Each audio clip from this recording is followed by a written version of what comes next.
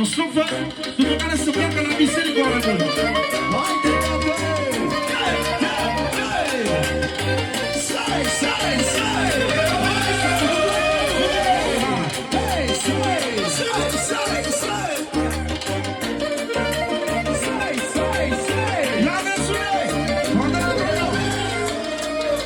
Pentru familia asta frumoasă lui, 2 milioane pentru toate femeile, 3 milioane pentru Oana lui.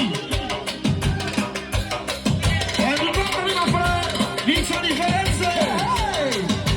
Toată familia lui Antonio. Să fie nesuflet.